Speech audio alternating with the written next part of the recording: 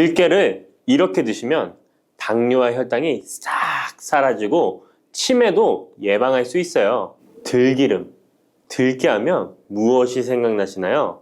들기름에 북어와 미역국을 구수하게 볶아 시원한 북어 미역국을 끓여 먹어도 정말 맛있죠? 건강에도 좋다는 이 들기름과 들깨 잘못 먹으면 암에 걸리고 혈관 건강에도 악영향을 줘서 치매도 유발할 수 있다는 사실 알고 계셨나요? 들깨의 효능과 어떻게 먹을 때 건강을 해쳐 암에 걸리고 치매를 유발하는지, 그리고 어떻게 먹는 것이 건강하게 먹는 방법인지, 어떻게 보관하는 것이 가장 좋은 방법인지 들깨에 대한 모든 것 알려드릴게요. 나이가 들면서 산책하기도 힘들고 관절이 쑤시고 무릎 통증 때문에 힘드시지 않으신가요? 들깨의 첫 번째 효능은 바로 관절염에 좋다는 것입니다. 무릎이나 관절 통증 때문에 병원에서 진통제를 처방받으시잖아요. 이때 처방받는 진통소염제의 역할은 몸속에 프로스타글란딘이라는 물질의 생성을 억제해서 통증을 막아주는 건데요. 들깨 속에는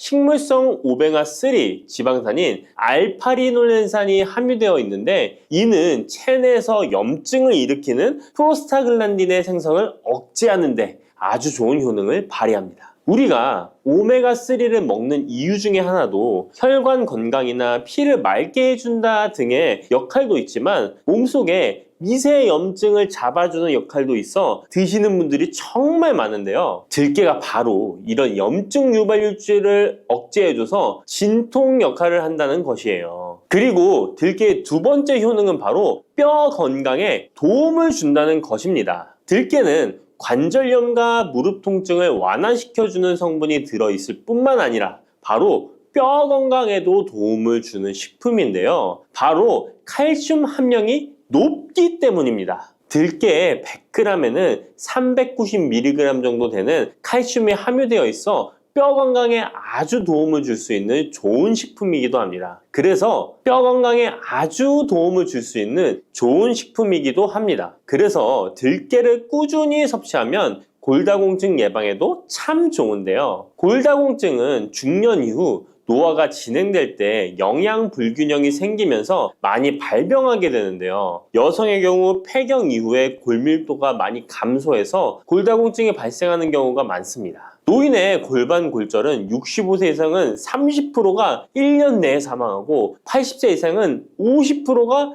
2개월 내에 사망을 할 수 있으므로 노인의 뼈에 대한 관리는 매우 중요한데요. 골다공증의 관리는 뼈 건강을 유지하고 골절 위험을 줄이기 위해 중요합니다. 뼈 건강을 위해 들깨 꾸준히 섭취하는 게 좋겠죠? 나이가 들면서 깜빡깜빡하는 일이 잦아지고 기억력이 떨어져 고민되시는 분이 많으시죠? 이제 걱정하지 마세요. 세 번째 들깨 효능은 바로 뇌 건강, 뇌 신경을 튼튼하게 해주고 기억력을 높여주며 치매를 예방하는 데 도움을 준다는 것입니다. 이렇게 좋은 효능이 있는 이유는 들깨에 바로 아까 잠깐 말씀드린 오메가3가 풍부하게 함유되어 있기 때문입니다. 오메가3는 등푸른 생선에 많이 함유되어 있다고 알고 계시잖아요. 이것은 동물성 오메가3고요. 식물성 오메가3인 알파리놀렌산이 들깨에 많이 함유되어 있는데요. 들깨에 함유된 지방산 중에서 60%가 바로 알파리놀렌산입니다. 이 알파리놀렌산은 뇌신경 보호에 탁월한 효과가 있는데요. 어떻게 뇌신경을 보호하느냐? 뇌신경에 염증을 일으켜 망가뜨리는 사이토카인이라는 물질이 있는데요. 이런 사이토카인 물질의 분비를 감소시키고요. 또 알츠하이머 치매 환자의 뇌에 많이 발견되는 비정상적인 단백질인 베타 아밀로이드도 바로 이 알파리놀렌산이 감소시키기 때문입니다. 참치에 많이 함유되어 있다는 DHA 들어보셨죠? DHA가 바로 대표적인 뇌기능 강화 물질인데요. 이 DHA가 기억을 높이는 데 도움을 주고 학습 능력 또한 좋게 하는데요. 이 DH는 체내에 합성되지 않아 식품으로 섭취를 해야 합니다. 들깨에 함유된 알파리놀렌산이 흡수될 때 바로 이 DHA로 전환이 됩니다. 어린이 전용 오메가3 같은 경우도 성인보다는 EPA보다 DHA 함유량이 높은 영양제도 많죠. 들깨가 뇌신경, 뇌 건강에 좋은 이유가 바로 이겁니다. 네 번째 들깨의 효능은 심장을 건강하게 하고 뇌혈관의 노화를 막아주는데 도움을 준다는 것입니다. 알파리놀렌산이 체내에 흡수될 때 DHA로 변환된다고 했잖아요. 그뿐 아니라 바로 EPA로도 변환이 되는데요. 이 EPA가 어떤 역할을 하냐면 바로 혈소판 응집을 억제해 혈관에 혈전이 생기는 것을 방지하는 효능이 있습니다. 그리고 혈관을 튼튼하게 하는 효능과 혈액의 중성지방과 나쁜 콜레스테롤인 LDL을 낮추고 좋은 콜레스테롤인 HDL을 높여주는 역할도 합니다. 미국의 심장협회에서는 허혈성 뇌졸중, 심장마비로 인한 돌연사, 관상동맥 질환 등의 위험을 감소시키기 위해 매주 1에서 2회 이상 오메가3 지방산이 풍부한 등푸른 생선을 섭취하는 것이 도움을 준다고 발표했습니다. 그런데 이 오메가3 지방산의 함량을 살펴보면 100g당 오메가3 지방산의 함량이 연어에는 11.5g, 고등어에는 9.9g, 들깨에는 무려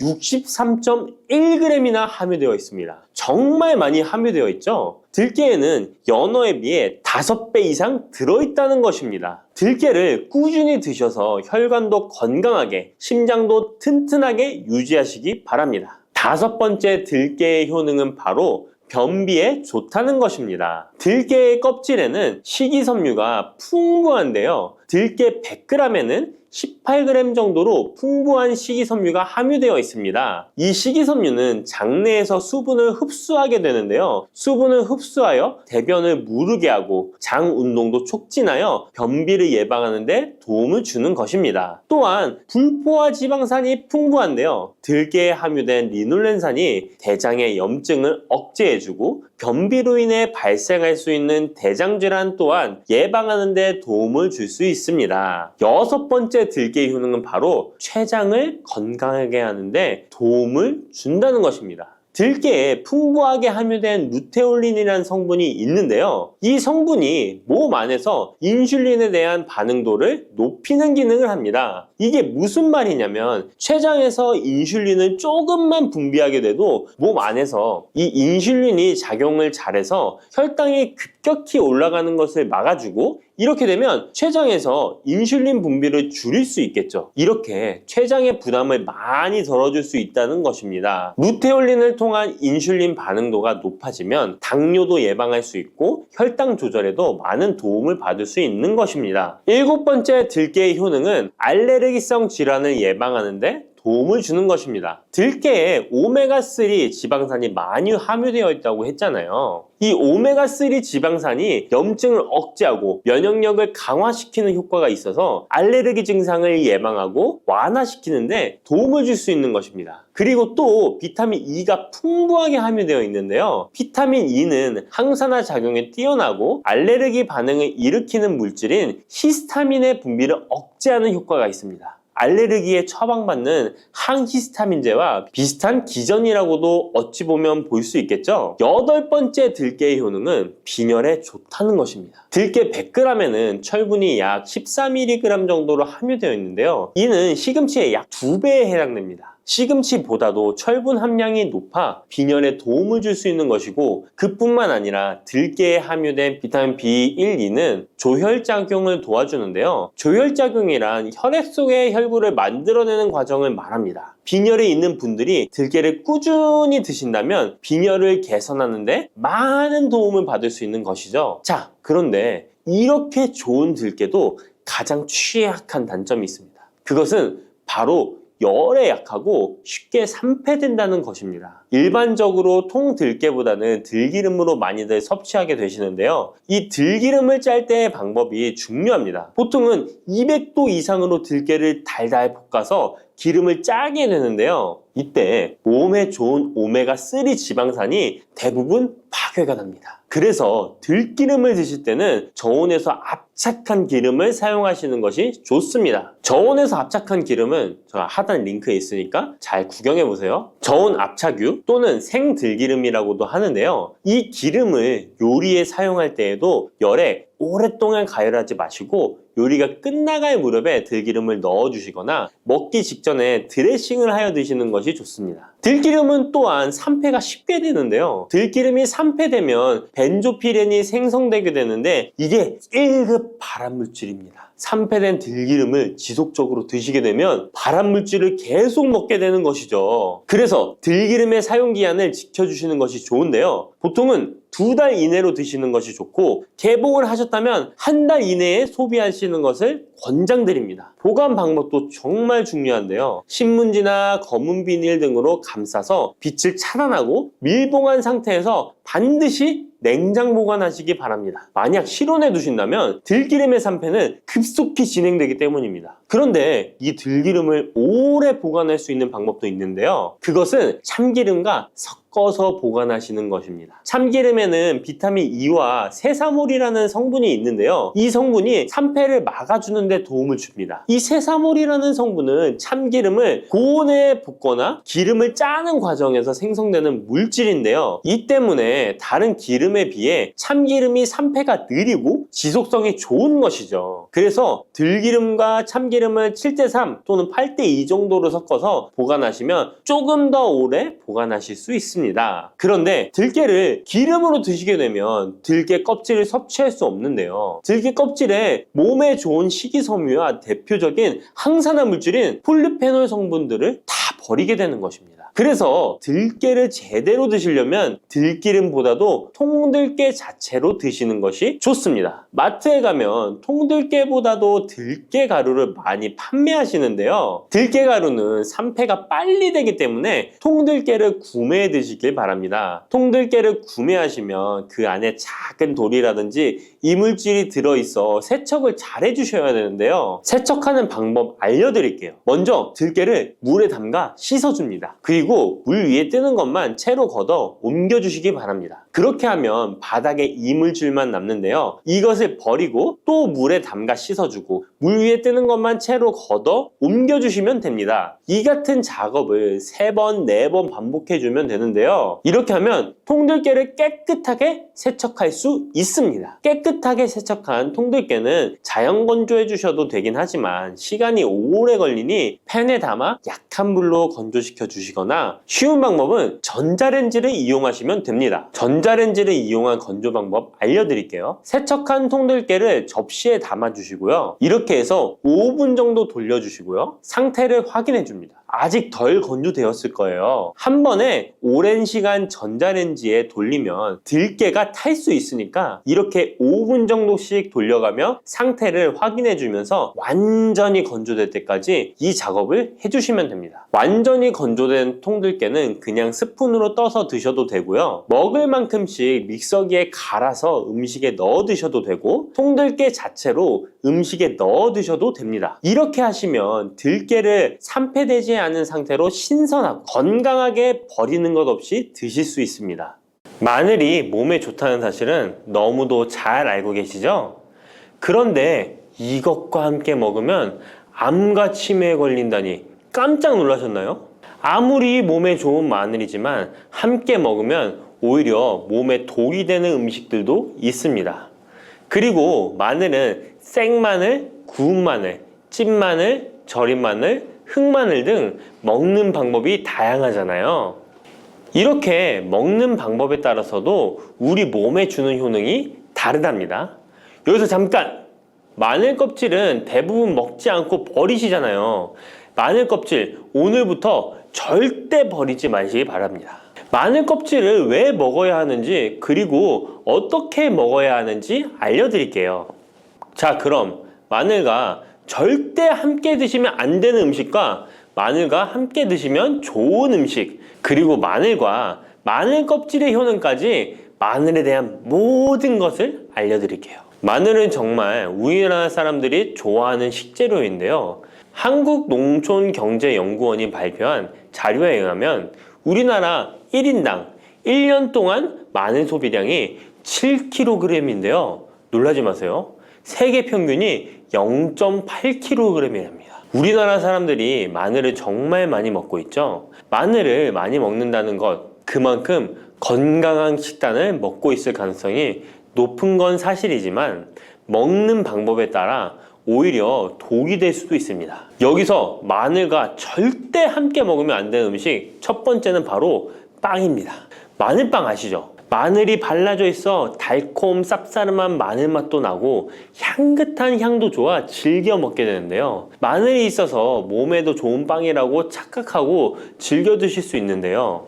마늘빵은 절대 드시면 안 됩니다. 왜냐하면 빵의 재료인 밀가루는 탄수화물이 주 성분인데요.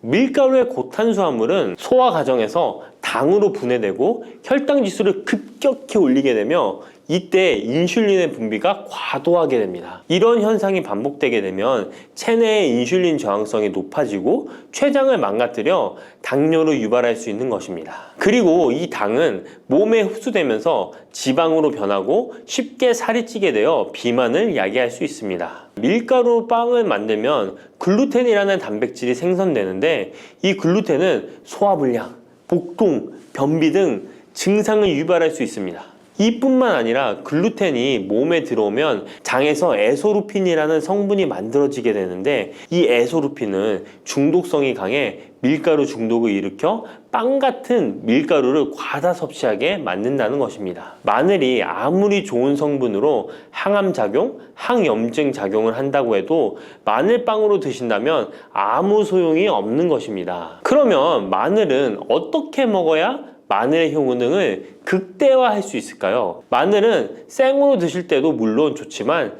익혀서 드실 때 더욱 좋습니다. 몸에 보약이 되는 마늘 먹는 법, 첫 번째는 마늘밥입니다. 국립농업과학원에 따르면 마늘의 S-알리시스테인 함량을 조리법에 따라 조사한 결과 생마늘일 때 S-알리시스테인 함량이 2.77mg 정도 되었고 삶기 시작한 후 30분이 지나면 4.92mg이 되었으며 1시간이 지났을 때 9.16mg으로 생마늘에 비해 무려 4배 이상이 많아진다고 했습니다. 뿐만 아니라 121도의 온도에서 1시간 동안 마늘을 쪘을 때 S-알리시스테인 함량이 50.24mg으로 생마늘보다 18배 정도 높았다고 연구 결과를 발표했습니다. 따라서 마늘을 드실 때는 1시간 이상 끓여서 드시는 것이 좋은데요. 이런 방법이 번거로워 추천드리는 방법이 바로 마늘밥입니다. 밥을 할 때 마늘을 넣는데요. 1인분에 마늘 3, 4알 정도씩 넣어서 밥을 하시면 됩니다. 현미가 있다면 현미를 넣은 마늘밥을 하시면 더욱 좋은데요. 현미 속에는 티아민이라는 성분이 있는데 마늘의 S-알리시스테인과 현미의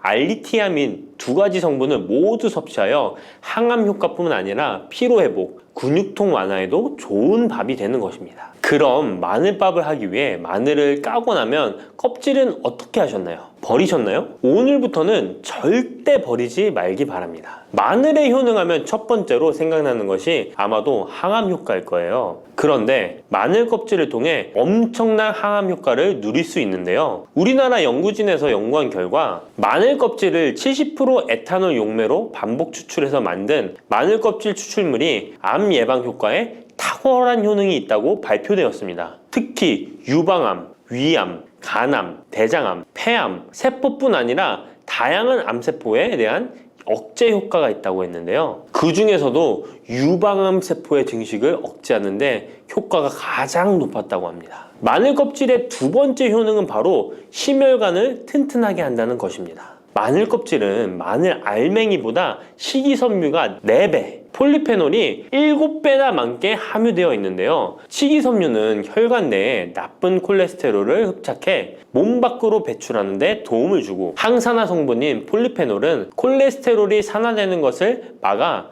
나쁜 콜레스테롤이 만들어지는 것을 방지하는 데 효능이 있는 아주 중요한 성분입니다. 마늘 껍질에 함유된 알리신 성분은 혈중 지지를 낮춰 콜레스테롤과 중성지방을 낮추는 데 효과적인 성분입니다. 이를 통해 동맥경화를 방지하는 데 도움을 주어 심혈관 질환을 예방하는 데 좋은 성분인 것입니다. 또 마늘 껍질을 말려 분말로 만들어 음식에 넣어 드시면 비만을 막아주는 효과를 볼 수 있는데요. 식이섬유가 풍부해 지방의 흡수를 막고 나쁜 지방을 배출하는 데에도 탁월한 효능이 있습니다. 뿐만 아니라 체내 지방의 대사를 촉진하여 지방 분해가 빠르게 일어나 체지방을 제거하는 데 아주 효과적입니다. 그리고 마늘 껍질 분말로 드시는 방법 말고 차로도 드시는 방법이 있는데요. 마늘차 우리는 법을 알려드릴게요. 마늘 껍질을 깨끗하게 씻어 말린 다음에 기름을 두르지 않은 팬에 마늘 껍질을 넣고 볶아주어 수분을 없애줍니다. 이렇게 하는 이유는 수분을 없애는 것도 있지만 마늘 껍질을 열을 가하게 되면 항산화 성분인 폴리페놀과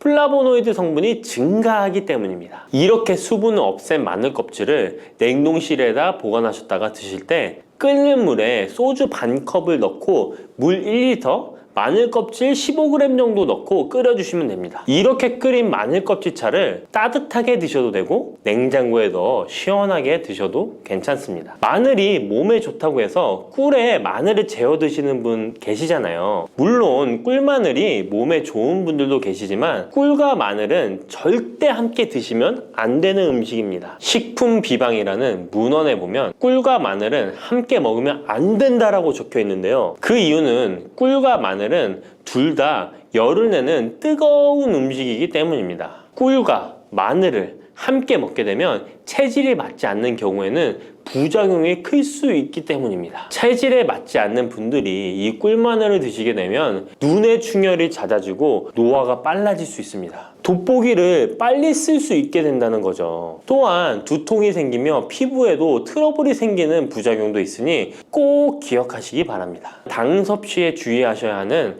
당뇨, 고지혈증을 갖고 계신 분들이나 암 환자분들은 절대로 꿀마늘을 드시면 안 됩니다. 그렇다면 마늘을 또 어떻게 드시는 것이 좋을까요? 바로 다양한 쌈채소와 함께 드시는 것을 추천드립니다. 마늘의 매운맛을 내는 알리신 성분이 혈관을 건강하게 하여 암을 예방하고 쌈채소를 통해 다양한 비타민과 무기질을 섭취하며 풍부한 항산화 물질도 섭취해 활성산소를 제거하고 혈관을 깨끗하게 해 노화를 방지하고 활력이 넘치는 건강한 몸이 될 수 있는 것이죠. 그런데 마늘을 반찬으로 만들어 드실 때 절대 드시면 안 되는 것이 있습니다. 그것은 바로 마늘장아찌입니다. 아니, 마늘장아찌가 왜? 라고 의문이 생기는 분들이 계시죠? 모든 마늘장아찌가 안 된다는 것이 아니라 설탕이 많이 들어간 마늘장아찌는 만들어 드시면 안 됩니다. 시중에 판매되는 마늘장아찌에는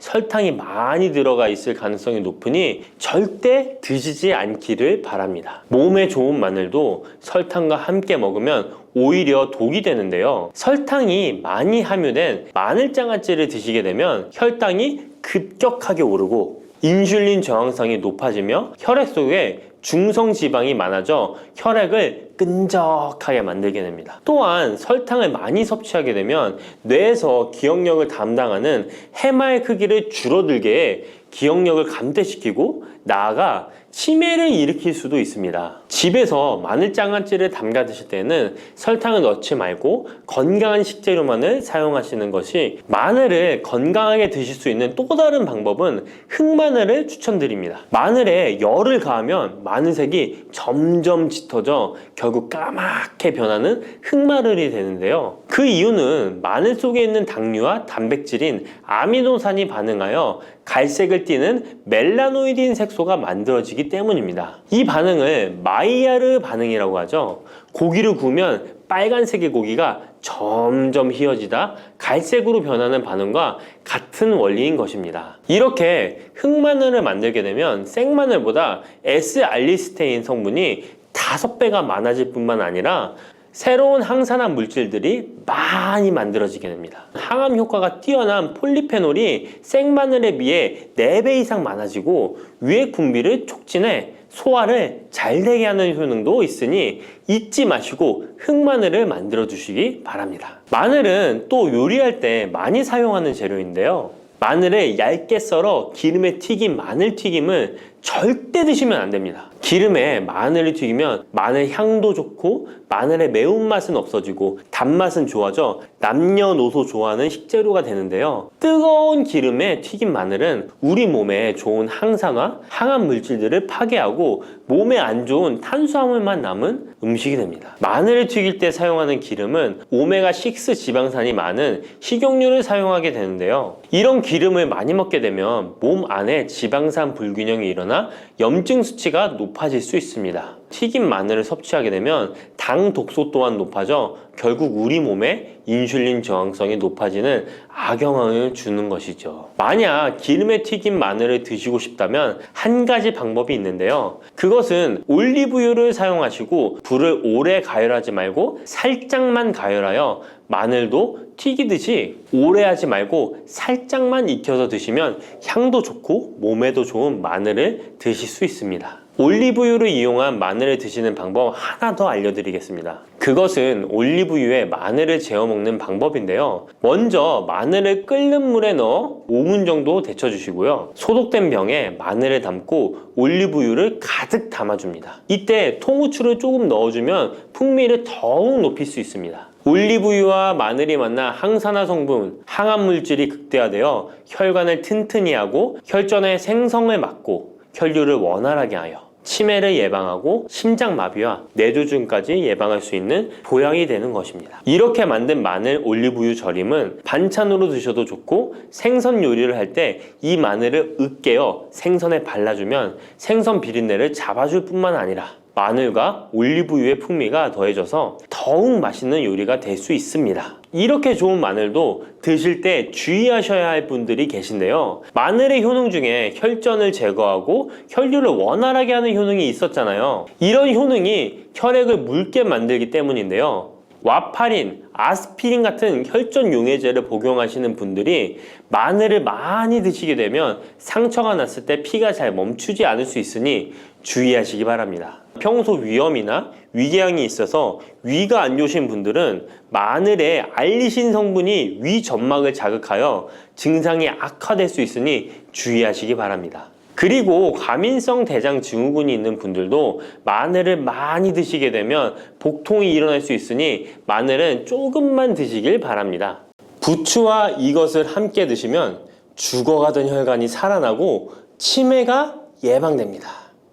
부추에는 항산화 성분과 각종 비타민, 칼슘, 칼륨 등의 미네랄 성분이 풍부하여 간 해독에 좋고 콜레스테롤을 낮추며 당뇨 예방과 조절에 도움이 되고 심혈관 질환을 예방하는 데에도 탁월한 효능이 있습니다. 부추가 건강에 도움이 된다는 사실은 많은 분들이 알고 계시지만 부추의 효능에 대해 자세히 알고 계신가요? 부추의 효능, 함께 먹으면 보약이 되는 음식과 부추를 드실 때 주의할 점, 그리고 부추의 특별한 조리법까지 모두 알려드릴게요. 같이 먹으면 좋은 음식 첫 번째는 두부입니다. 두부는 기본적으로 단백질이 풍부하며 리놀렌산, 레시틴, 피토스테롤 등의 성분이 풍부해서 몸 안에 콜레스테롤 수치를 낮춰주고 혈액순환을 원활하게 하여 동맥경화, 심근경색, 뇌출혈 등의 심혈관 질환을 예방할 수 있습니다. 그리고 두부는 체력과 근력을 유지하는 데 큰 도움을 주는데요. 바로 두부의 풍부한 단백질 때문이죠. 근육은 매일 일정량이 새로운 근육으로 대체되기 때문에 매일 단백질을 공급해줘야 하는데요. 우리 몸에 단백질을 공급해주기 위해 정말 유용한 음식이 두부인 것이죠. 또한 두부에는 콜린이 풍부한데 콜린은 알츠하이머성 치매를 예방하는데 탁월한 효능을 발휘합니다. 그리고 두부는 건강하게 장수하는 데 도움이 되는데요. 많은 과학자들의 연구 결과 건강하게 장수한 사람들의 특징이 식물성 단백질을 꾸준히 섭취했다는 사실을 발견했고 동물성 단백질을 식물성 단백질로 바꿔 섭취했을 때 사망의 위험성이 낮아진다는 연구 결과도 있습니다. 이런 두부와 부추가 만나게 되면 심혈관 질환을 예방하는데 시너지 효과가 나오게 됩니다. 부추에 풍부한 황화아릴 성분이 혈관 내에 노폐물을 제거해주고 나쁜 콜레스테롤도 녹여주는 효과가 있는데요. 그렇게 되면 혈액은 깨끗해지고 혈액순환이 원활하게 되어 심혈관 질환을 예방할 수 있습니다. 그리고 부추에는 칼륨이 풍부한데요. 칼륨은 혈관 내에 나트륨을 배출해주는 작용을 합니다. 나트륨의 농도가 높아지면 고혈압이 발생하고 증세가 심해지면 치매까지 유발할 수 있는데요. 부추의 칼륨이 나트륨을 배출해 주어 혈관의 문제를 미리미리 예방하여 고혈압뿐만 아니라 혈관성 치매까지 예방하는 효과를 누릴 수 있답니다. 문제는 부추를 먹어 이렇게 혈액순환이 좋아진다 해도 혈관 내에 호모시스테인이라는 성분은 부추를 드시는 것으로는 해결되지 않습니다. 호모시스테인은 체내에서 메티오닌이 대사되는 과정에서 생성되는 아미노산입니다. 이 호모시스테인이 혈관에 쌓이게 되면 혈관을 손상시키고 혈액 응고를 촉진하므로 심혈관 질환이 급증할 수 있습니다. 그런데 이때 두부를 함께 드시게 되면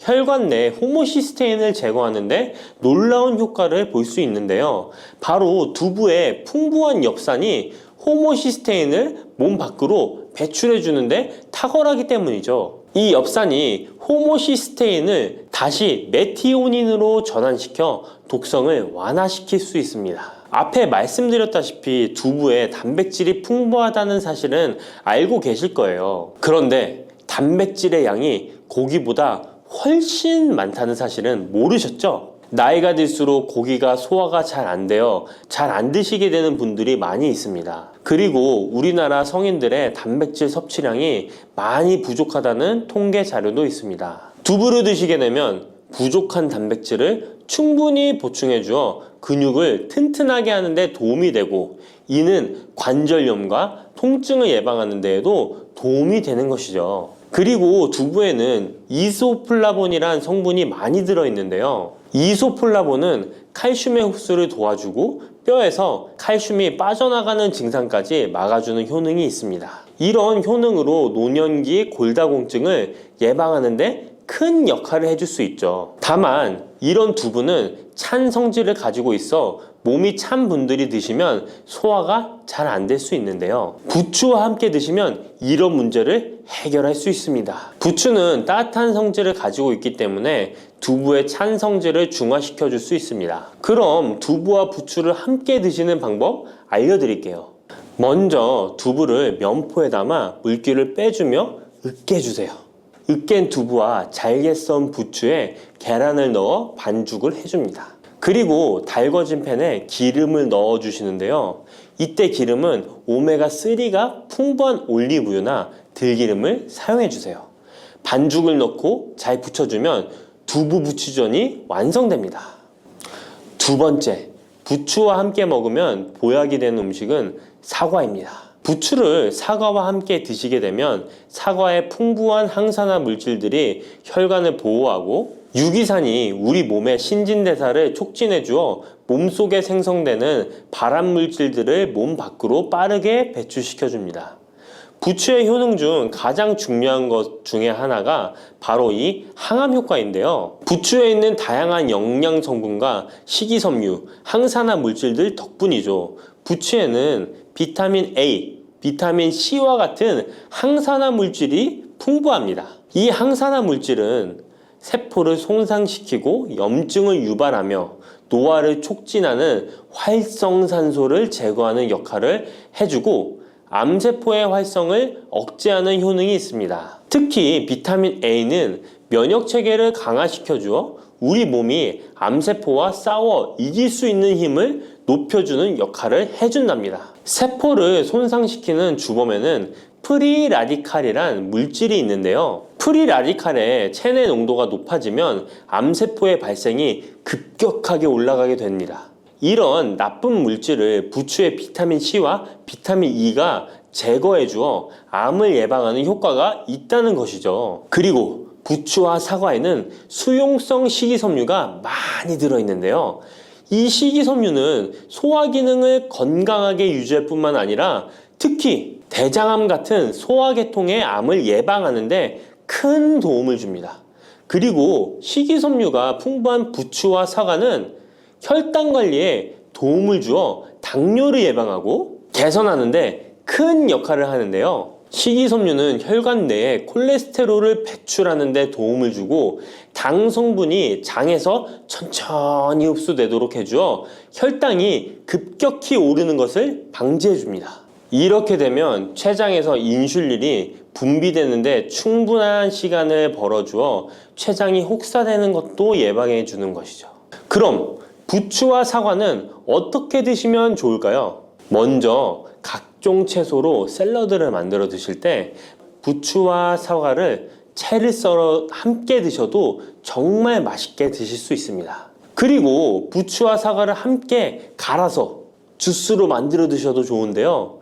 만드는 방법도 아주 간단합니다. 먼저 잘 씻은 부추를 적당한 크기로 잘라주시고 사과도 가운데 씨를 빼고 적당하게 잘라줍니다. 믹서기에 넣고 물 1컵, 올리브 오일을 1스푼 넣어줍니다. 올리브 오일을 넣으면 부추의 영양 성분 흡수율을 몇 배나 올려줄 수 있습니다. 이렇게 넣고 갈아주기만 하면 부추 사과 주스 완성입니다. 세 번째, 부추와 함께 먹으면 보약이 되는 음식은 돼지고기입니다. 부추의 강력한 생명력은 지친 간을 되살리는데도 그 효능이 뛰어나 간에 쌓인 독소를 제거하는데도 효과적인데요.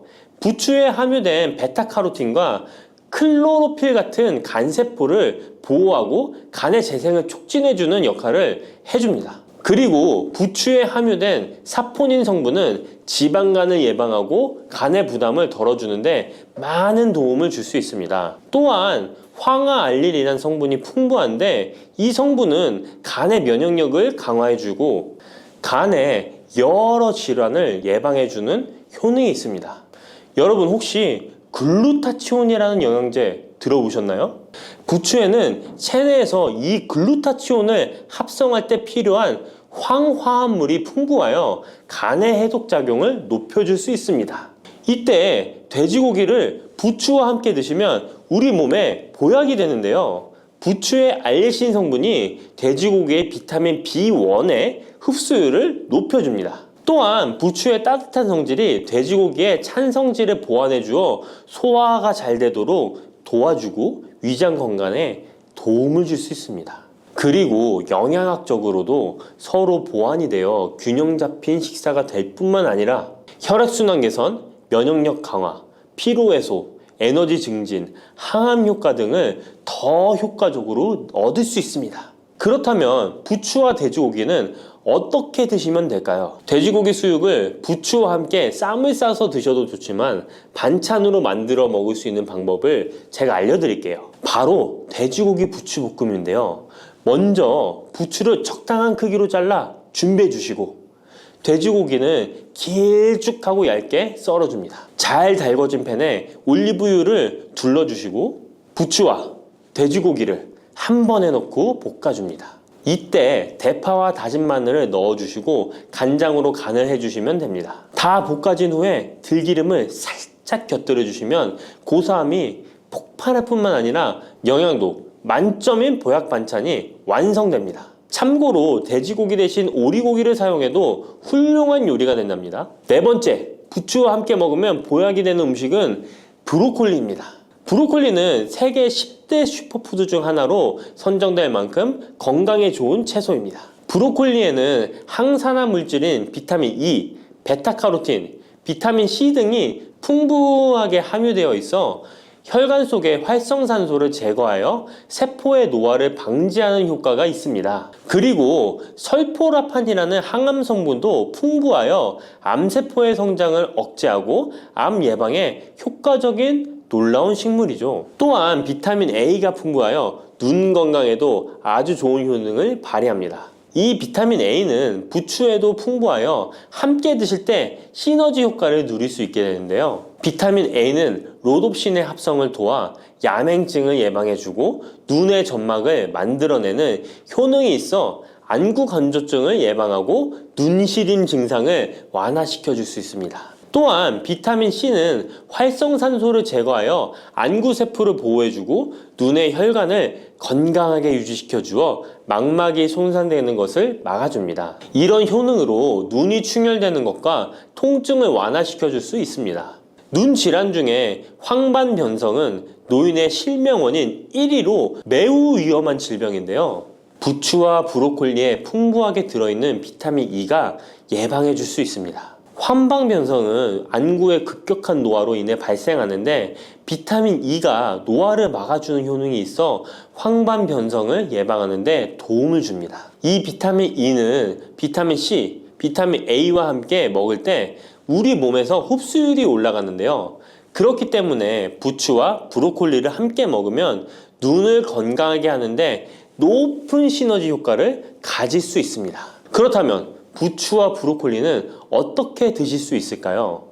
지금 바로 함께 먹는 특급 조리 방법을 알려드릴게요. 잘 씻은 부추를 적당 크기로 잘라 준비하고 브로콜리는 송이를 나누어 끓는 물에 부추와 함께 살짝 데쳐줍니다. 데친 부추와 브로콜리는 찬물에 헹군 후에 물기를 제거합니다. 간장, 식초, 설탕, 다진 마늘, 참기름을 섞어 양념장을 만들어 부추와 브로콜리를 골고루 묻혀줍니다. 마지막으로 통깨를 뿌려주면 맛있는 부추 브로콜리 무침이 완성됩니다. 이렇게 몸에 좋은 부추도 주의해야 할 사항이 있습니다. 돼지고기와 함께 먹을 때는 좋지만 소고기와는 함께 먹지 않는 것이 좋습니다. 소고기는 부추와 비슷하게 따뜻한 성질을 가지고 있습니다. 부추와 함께 드시게 되면 뜨거운 성질이 강화되어 위와 장 등의 소화기관에 강한 자극을 주게 되어 소화불량을 일으키고 복통이나 설사를 유발할 수 있습니다. 너무 많이 드시게 되면 그 열로 인해 두통과 불면증까지 오는 경우도 있습니다. 그리고 신장 기능이 약하신 분들도 부추를 드실 때 주의하시는 게 좋은데요. 그 이유는 부추의 풍부한 칼륨 때문입니다. 칼륨이 몸속에 나트륨을 배출해주는 효능이 있지만 신장이 약하신 분들이 부추를 과하게 드시게 되면 많은 양의 칼륨이 몸에 들어오게 되고 약한 신장이 칼륨을 몸 밖으로 잘 배출해주지 못하게 됩니다. 그렇게 되면 고칼륨 혈증이 나타나 근육이 약화될 수 있고 심장 박동이 불규칙해질 수 있으며 심하면 호흡곤란을 초래하기도 합니다. 따라서 신장 질환이 있으신 분들은 몸 상태를 보면서 소량씩 드시는 게 좋겠습니다. 따뜻한 생강차 한 모금이 생각이 많이 나는데요. 저는 꼭 생강을 사다가 꿀을 넣은 생강청을 해놔서 자주 마시곤 합니다. 알싸한 생강차를 마시면 몸이 따뜻해지는 게 느껴지더라고요. 몸이 차신 분들은 생강이 몸을 데우는데 효과가 있다고 많이 들어보셨을 거예요. 과연 진짜 이 생강은 우리의 몸을 따뜻하게 해주는 효과가 있을까요? 또 어떤 방법으로 먹어야 효과가 좋을지 같이 알아볼게요. 생강은 다양한 건강 효능을 가지고 있어 요즘 많은 사람들이 주목하는 식품 중 하나인 거 알고 계시나요? 생강은 우리 몸에 여러 가지 유익한 성분들이 함유되어 있는데요. 그 중에서도 진저론, 쇼가올, 진저롤 성분들은 생강의 특유의 매운맛과 향을 내는 성분들이기도 합니다. 특히 이 성분들은 노년층에게도 유익한 성분이라서 건강관리에 큰 도움이 될 수 있는데요. 주목할 만한 생강의 대표적인 성분 3가지 바로 소개해 드릴게요. 생강의 첫 번째 성분은 진저론입니다. 진저론은 생강에서 가장 대표적인 활성 성분으로 생강의 매운맛과 특유의 향을 담당하고 있는데요. 진저론은 항산화 효능이 뛰어나며 세포 손상을 막아주고 노화를 예방하는 데 도움이 됩니다. 또한 진저론은 소염 작용을 가지고 있어 염증을 줄이고 통증 완화에도 효과가 있는데요. 류머티즘 관절염, 근육통, 기타 염증성 질환에 이 성분이 도움을 줄 수 있고 면역력을 증강시키는 데 중요한 역할을 해서 특히 면역력이 약해질 수 있는 노년분들에게 매우 유익한 성분입니다. 생강의 두 번째 대표 성분은 쇼가올입니다. 쇼가올은 생강을 건조하거나 가열했을 때 생기는 물질인데요. 이 성분은 항암 효과가 있다고 알려져 있어 암 예방에 효과가 있습니다. 쇼가올은 진저론보다 강력한 항염증 작용을 하는데요. 이 성분은 염증을 유발하는 물질인 프로스타글란딘의 생성을 억제하는데 매우 효과적인 것으로 밝혀졌습니다. 쇼가올은 소화기 계통에 유익한 성분으로 유명한데요. 위의 점막을 보호하고 위염을 예방하며 소화불량을 개선하는 데 유용하며 위장을 자극하여 소화를 돕고 변비를 완화하는 데 중요한 역할을 합니다. 소화 기능이 떨어지기 쉬운 노년층에게 특히 유용한 성분입니다. 생강의 세 번째 대표 성분은 진저롤입니다. 진저롤은 생강을 신선한 상태에서 섭취할 때 함유되어 있는 성분인데요. 이 진저롤은 진통 효과가 뛰어나고 항염증 작용을 통해 몸의 염증을 줄이는 데 도움을 줍니다. 이 성분은 혈액순환을 촉진하고 체온을 올려주는 효과가 있어 특히 수족냉증에 효과적입니다. 어르신분들 중 혹시 겨울만 되면 손과 발이 차신 분들이 있으신가요? 생강의 이 성분은 노년층에게 자주 겪는 손발 차가운 문제를 해결하는 데 큰 도움이 될 수 있습니다. 또한 항균과 항바이러스 성질을 가지고 있어 감염 예방에 도움을 받을 수 있으므로 호흡기 질환을 예방하고 증상을 완화하는 데 효과적인 성분입니다. 혹시 중국의 성인 공자를 아시나요? 누구든지 한 번쯤은 들어보셨을 텐데요. 공자는 살아생전에 먹는 음식도 매우 철저하게 관리했다는데요. 공자가 매 식사마다 생강을 빼놓지 않고 먹었다는 것 알고 계셨나요? 공자는 생강이 얼마나 몸에 좋은지 그 옛날부터 알고 있었던 것이죠. 공자는 73세에 생을 마감했는데 그 옛날 평균 수명을 생각하면 어마어마하게 장수를 했던 것이죠. 이렇게 건강에 좋은 생강, 생강이 왜 그렇게 좋은지, 생강이 이 우리 건강에 어떤 도움이 되는지 4가지 주요 효능을 소개해 드릴게요. 생강의 효능 첫 번째는 면역력 강화입니다. 서울대 노화연구소에서 꼽은 면역력에 좋은 식품 3가지 안에 이 생강이 포함되는 거 알고 계셨나요? 생강에는 아까 소개해드렸던 3가지 성분 진저론, 쇼가올, 진저롤이 포함되어 있어 면역력을 강화하는 데 매우 효과적입니다. 특히 항염증 효과가 뛰어나 몸의 염증을 줄여주고 면역 체계가 더 강하게 작동하도록 도와주는데요. 면역력이 떨어지기 쉬운 노년층에게는 자주 섭취하는 것이 좋은 식품입니다. 생강을 꾸준히 섭취하면 감기나 각종 질병에 걸리는 확률을 낮출 수 있다는 거 잊지 마세요. 생강의 두 번째 효능은 항산화 효과입니다. 미국 국립암연구소가 꼽은 항산화 식품 1등급인 생강은 진저론과 쇼가올 같은 성분이 포함되어 있는데요. 이 성분들은 강력한 항산화 효과를 가지고 있으며 이 항산화 물질은 우리 몸에서 자유 라디칼이라는 유해 물질을 제거해 주어 노화, 염증, 심혈관 질환과 각종 질병을 예방하는 데 중요한 역할을 합니다. 특히 생강은 세포의 산화 스트레스를 줄이고 피로 회복과 노화 방지에 효과적이어서 건강한 노년을 위해 꼭 필요한 식품이라고 할 수 있죠. 생강의 세 번째 효능은 바로 수족냉증 완화입니다. 수족냉증은 특히 노년층에게 흔하게 나타나는 증상 중 하나인데요. 손발이 차가워지고 특히 겨울철에 더 불편함을 겪는 분들이 많으시죠. 생강은 혈액순환을 촉진시켜주는 효과가 있어 수족냉증을 완화하는 데 탁월합니다. 생강의 진저롤 성분이 체온을 높여주고 혈관을 확장시켜서 손발이 따뜻해지는 데 도움을 줍니다. 또한 한의학에서는 생강이 몸의 찬 기운을 밖으로 내보내주고 또 몸 안에 열을 발산해주는 효능이 있다고 유명한데요. 우리 옛 조상부터 이 생강이 몸을 따뜻하게 해주는 효과가 있다는 것을 알고 있었던 것이죠. 생강의 4번째 효능은 소화불량 개선입니다.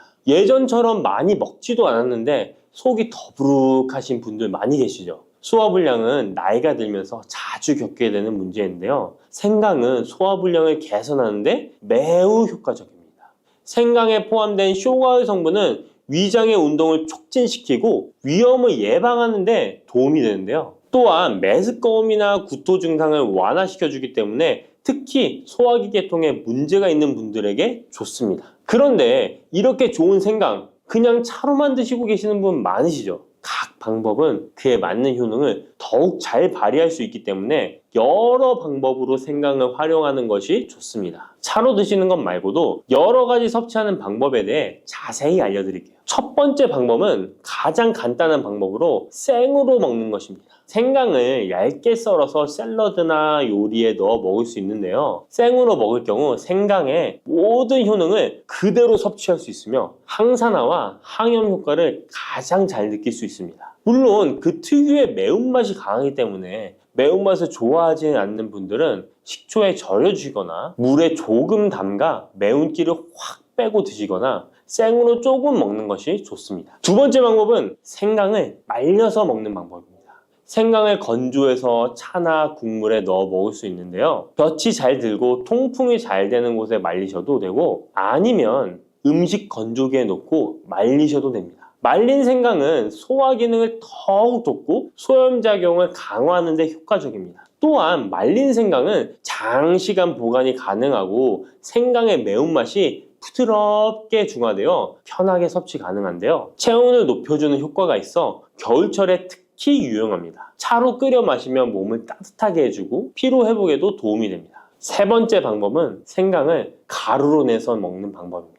생강가루는 다양한 요리에 활용할 수 있고 특히 음료나 디저트에 넣어 먹기에 좋은데요. 혹시 진저맨 쿠키라고 들어보셨나요? 크리스마스에 자주 보이는 쿠키인데요. 외국에서는 진저맨 쿠키라고 쿠키 반죽에 생강가루를 넣어 겨울철 생강을 먹기 싫어하는 아이들에게 주는데요. 이렇게 가루 형태로 만들게 되면 생강의 매운맛을 부드럽게 즐길 수 있고 물에 타서 마시거나 다양한 요리에도 넣어 드실 수 있고 또한 소화 기능을 돕고 약간의 진통 효과까지 누릴 수 있습니다. 그냥 생강만 드시게 되면 너무 맵다고 하시는 분들 있으신가요? 혹시 생강의 향이 너무 강해서 조금 옅게 드시고 싶은 분도 있으실 텐데요. 그런 분들은 주목해 주세요. 생강과 잘 어울리는 식품 몇 가지 소개해 드릴게요. 생강과 잘 어울리는 식품 첫 번째는 레몬입니다. 레몬과 생강은 궁합이 아주 좋은데요. 레몬은 비타민C가 풍부해서 면역력 강화에 도움을 주고 생강은 항산화 작용을 하는데요. 두 가지를 함께 섭취하면 서로 효과가 극대화돼서 특히 감기 예방에 탁월합니다. 또한 레몬은 소화 촉진에 도움을 주며 생강도 소화불량 개선에 뛰어난 효능이 있는데요. 이 둘을 함께 드시면 소화 기능이 개선되고 면역력 강화와 항산화 효과까지 배가 된다는 것 잊지 마세요. 생강과 레몬은 레몬 생강차나 레몬과 생강을 함께 넣은 샐러드로 드시는 것을 추천드립니다. 생강과 궁합이 좋은 식품 두 번째는 강황입니다. 강황은 생강과 함께 먹으면 항염증, 항암, 면역력 증진 효과가 매우 강력해지는데요. 강황의 주성분인 커큐민은 항염증과 항산화 작용이 뛰어나 생강의 진저론, 쇼가올, 진저롤과 함께 염증을 줄이고 세포 보호 효과를 극대화할 수 있습니다. 또한 강황은 면역력을 강화하는 데도 중요한 역할을 하는데요. 생강과 강황은 두 가지 모두 소염작용이 뛰어나기 때문에 관절염이나 염증성 질환을 앓고 있는 사람들에게 매우 뛰어난 작용을 합니다. 강황 생강차는 특히 겨울철에 체온을 올려주는 효과가 있어 겨울철 몸이 차신 분들, 수족냉증이 있으신 분들에게 추천드립니다. 생강과 같이 먹으면 좋은 식품 세 번째는 꿀입니다. 겨울철 꿀에 생강을 담가 차로 드시는 분들 많으시죠? 꿀은 생강과 함께 섭취하면 그 효능이 배가 되는데요. 꿀은 항균과 진정 효과가 있어 생강의 자극적인 맛을 부드럽게 해줄 뿐만 아니라 또한 꿀은 피로 회복해주고 생강과 함께 먹으면 소화불량 개선에도 도움이 됩니다. 꿀 생강차는 속을 따뜻하게 해주고 위와 목을 따뜻하게 해주어 감기 증상이나 기침 완화에도 좋은 음료입니다. 이렇게 건강에 좋은 생강, 몸에 좋다고 많이 드셔도 될까요? 모든 식품은 과, 유, 불, 급인데요. 생강도 마찬가지로 적절히 섭취해야 효과가 있습니다. 또한 잘못 먹으면 몸에 해가 되는 부작용이 있을 수 있기 때문에 몇 가지 유의사항을 알아두는 것이 중요한데요. 바로 알려드릴게요. 생강을 저장할 때 대충 비닐에 보관하셨다가 곰팡이 피신 분도 있으시죠? 생강은 곰팡이가 생기지 않도록 주의해야 하는데요. 생강은 수분 함량이 많아 습기에 민감하고 곰팡이가 쉽게 생길 수 있습니다. 이때 곰팡이가 생긴 생강은 섭취하지 않도록 하세요. 생강에 핀 곰팡이는 미코톡신이라는 독소를 생성하는데요. 일부 미코톡신은 인체에 매우 유독해 간과 신장, 면역체계에 심각한 손상을 줄 수 있습니다. 생강의 일부분만 곰팡이가 생겨도 이 독이 생강 전체에 퍼질 수 있어. 곰팡이 핀 생강은 아깝더라도 전체 다 버리셔야 한다는 거 잊지 마세요. 곰팡이가 피지 않도록 생강을 보관할 때는 통풍이 잘 되는 곳에 보관하고 습기가 많은 곳은 피하는 것이 좋습니다. 생강은 많은 효능을 가지고 있지만 과다 섭취할 경우 부작용이 있을 수 있는데요. 너무 많이 지나치게 먹으면 속이 쓰리거나 위염이나 위장장애를 일으킬 수 있습니다. 하루에 2에서 3g 정도로 섭취하는 것이 적당하며 위장에 민감한 분들은 조금 더 적은 양을 섭취하는 것이 좋다는 것 기억하세요.